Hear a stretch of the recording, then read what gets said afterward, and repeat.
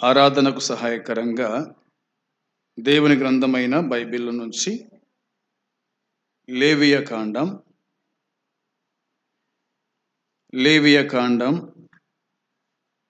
11వ అధ్యాయము 44-45 వచనాలు మనము ధ్యానం చేద్దాం. నేను మీ దేవుడినైన యెహోవాను, నేను పరిశుద్ధుడను గనుక మీరు పరిశుద్ధులై ఉండునట్లు మిమ్మును మీరు పరిశుద్ధపరచుకొనవలెను. నేల మీద ప్రాకు జీవరాశులలో దేని వలనను మిమ్మును మీరు అపవిత్రపరచుకొనకూడదు. నేను మీకు దేవుడనై ఉండుటకు ఐగుప్తు దేశముల నుండి మిమ్మును రప్పించిన యెహోవాను. నేను పరిశుద్ధుడను గనుక మీరును పరిశుద్ధులు కావలెను. దేవుని వాక్యమైన బైబిల్లో వ్రాయబడిన మాటలు మనము చదివి ఉన్నాం. దేవుడు అనగా ఆయన సంపూర్ణుడు. దేవుడు అనగా ఆయన సంపూర్ణుడు. సంపూర్ణుడు అంటే పవిత్రుడు అని, పరిశుద్ధుడు అని, పాపము లేనివాడు అని, నీతిమంతుడు అని ఆయన గురించి వ్రాయబడింది. కాబట్టి దేవుని యొక్క లక్షణాలలో ఇది 7వది. దీన్ని మనము ఆరాధనకు సహాయకరంగా గుర్తు చేసుకుంటూ ఉన్నాం. దేవుడైన యెహోవా చెప్పినటువంటి మాట మనము చదివి ఉన్నాం. నేను మీ దేవుడనైన యెహోవాను అన్నాడు. నేను అనే మాట ఇందులో కనిపిస్తూ ఉంది. నేను అనగా దేవుడు అని అర్థం. మీ అనగా మీరు అనగా మనము అనేది మనకు అర్థమవుతూ ఉంది. ఆయన ఏమన్నాడంటే నేను పరిశుద్ధుడను గనుక అని అన్నాడు. నేను పరిశుద్ధుడను గనుక మీరును పరిశుద్ధులై ఉండునట్లు మిమ్మును మీరు పరిశుద్ధపరచుకొనవలెను అని అన్నాడు. నన్ను చూస్తే నేను పరిశుద్ధంగా మీకు కనిపిస్తూ ఉన్నాను. అదే విధంగా మీరు కూడా పరిశుద్ధులై ఉండునట్లు, మీరు కూడా పరిశుద్ధులై ఉండునట్లు పరిశుద్ధపరచుకోండి. పరిశుద్ధపరచుకొనుట. ఎలా పరిశుద్ధపరచుకుంటాం మనము? పరిశుద్ధుడైన దేవుణ్ణి ఎప్పుడు సమీపిస్తామో అప్పుడు మనము పరిశుద్ధపరచుకొనగలుగుతాం. పరిశుద్ధుడైన దేవుడు ఈ భూమి మీద లేకపోతే గనక మనము పరిశుద్ధులము కాలేము, మనం పరిశుద్ధపరచుకోలేము. కాబట్టి ఆయన చెప్పిన మాట ఏమిటంటే నేను పరిశుద్ధుడనై ఉన్న ప్రకారము అని అన్నాడు. నేను పవిత్రుడైన ప్రకారము అని అన్నాడు. నేను పాపము లేని వాడనై ఉన్న ప్రకారము, నేను నీతిమంతుడనై ఉన్న ప్రకారము మీరు కూడా అలాగనే ఉండండి, అలాగనే జీవించండి అని ఈ మాట మనకు జ్ఞాపకం చేస్తూ ఉంది. నేను మీకు దేవుడనై ఉండుటకు ఐగుప్తు దేశముల నుండి మిమ్మల్ని రప్పించిన యెహోవాను నేను అని అన్నాడు. నేను మీ దేవుడను కావాలంటే అనే మాట ఇక్కడ రాయబడింది కదా. నేను మీకు దేవుడనై ఉండుటకు ఐగుప్తు దేశములో నుండి మిమ్మును రప్పించిన యెహోవాను అన్నాడు. ఆయన మనకు దేవుడై ఉన్నాడు అనడానికి కారణం ఏమిటంటే ఆయన ఇశ్రాయేలీయులను ఐగుప్తు నుంచి విడిపించినాడు. అదే కోణములో ఆయన మనకు దేవుడై ఉండాలంటే మనల్ని ఆయన పాపదాస్యముల నుండి ఆయన తప్పించుట, విడిపించుట, విమోచించుట. ఆయన తప్పించేవాడు, విమోచించేవాడు, విడిపించువాడు కాబట్టి ఆయన మనకు దేవుడై ఉన్నాడు. ఆయన మనకు ఆరాధనీయుడై ఉన్నాడు అన్నది ఈ వచనము మనకు జ్ఞాపకం చేస్తూ ఉంది. అందుకోసమే నేను పరిశుద్ధుడను గనుక మీరును పరిశుద్ధులు కావలెను అని అన్నాడు. నేను పరిశుద్ధుడను కాబట్టి మీరు కూడా పరిశుద్ధులు కావాలా. నన్ను ఆరాధించేవారు పరిశుద్ధులు కావాలి, నన్ను పూజించేవారు పరిశుద్ధులు కావాలి, నన్ను వెంబడించే వాళ్ళు పరిశుద్ధులు కావాలి. పరిశుద్ధుడైన వాడే పరిశుద్ధుడైన దేవుణ్ణి సమీపింపగలడు, పరిశుద్ధుడైన దేవుణ్ణి ఆరాధించగలడు, పరిశుద్ధుడైన దేవుణ్ణి పూజించి గణపరచగలడు అని ఈ లేవియ కాండం మనకు జ్ఞాపకానికి తీసుకొని వస్తూ ఉంది. ఇంకా దేవుడే మరికొన్ని విషయాలు తెలియజేశాడు. 19వ అధ్యాయము 2వ వచనం కూడా చూడండి. లేవియ కాండం 19వ అధ్యాయము 2వ వచనం కూడా మనము ఆలోచన చేయగా, మీరు పరిశుద్ధులై ఉండవలనని మీ దేవుడనైన యెహోవానగు నేను మీరు పరిశుద్ధులై ఉండవలెను అని అన్నాడు. మొదటి మాట ఏమిటంటే మీరు పరిశుద్ధులై ఉండవలెను.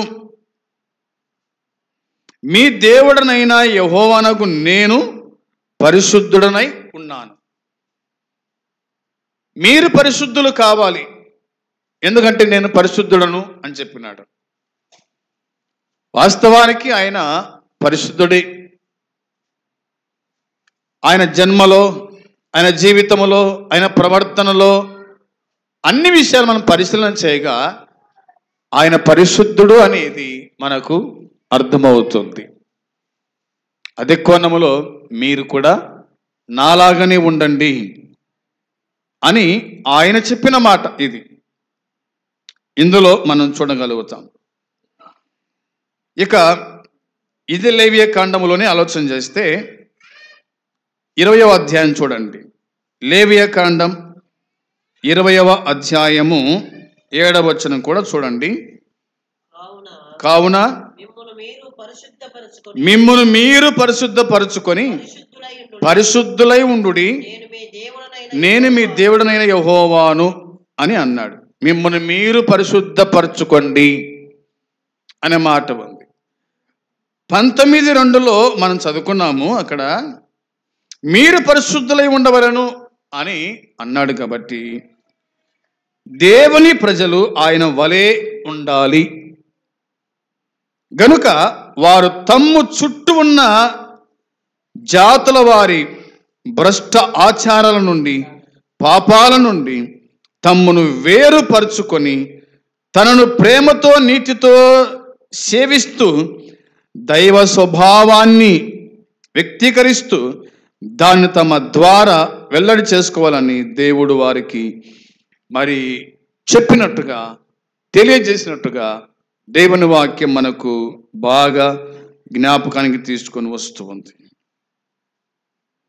ఆయన వెంబడించేటువంటి వారు, ఆయనను పూజించే వాళ్ళు, ఆయనను ఆరాధించే వాళ్ళు లోకానికి వేరుగా, పాపానికి దూరంగా ఉండి పరిశుద్ధపరుచుకొని పరిశుద్ధుడైన దేవుణ్ణి ఆరాధించమని ఆయన తన పిలుపును అందిస్తున్నట్టుగా దేవుని వాక్యం మనకు జ్ఞాపకానికి తీసుకొని వస్తుంది.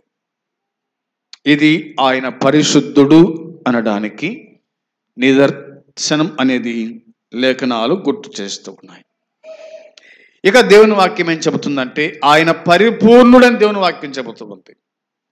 ఒకటి, ఆయన పరిశుద్ధుడు కాగా, రెండవది ఆయన పరిపూర్ణుడు. ఎలా పరిపూర్ణుడైనా అనగా మత్తయి సువార్త 5:48లో, మత్తయి సువార్త 5వ అధ్యాయము 48వ వచనము చూడగా రాయబడిన మాట చూడండి. మీ పరలోకపు తండ్రి పరిపూర్ణుడు గనుక మీరును పరిపూర్ణులుగా ఉండెదరు అనే మాట రాగా, మీ పరలోకపు తండ్రి, మీ పరమందున్నటువంటి తండ్రి ఆయన పరిపూర్ణుడు అనే మాట కనిపిస్తూ ఉంది. ఆయన పరిపూర్ణుడు గనుక, ఆయన పరిపూర్ణుడు గనుక మీరును పరిపూర్ణులుగా ఉండెదరు. ఆయన పరిపూర్ణులైతే మనం కూడా పరిపూర్ణులుగా ఉండగలము. ఆయన పరిపూర్ణుడు కాకపోతే కనుక మనము కూడా పరిపూర్ణులముగా ఉండలేము అన్నది ఈ వచనము, ఈ లేఖన భాగము మనకు జ్ఞాపకానికి తీసుకొని వస్తూ ఉంది.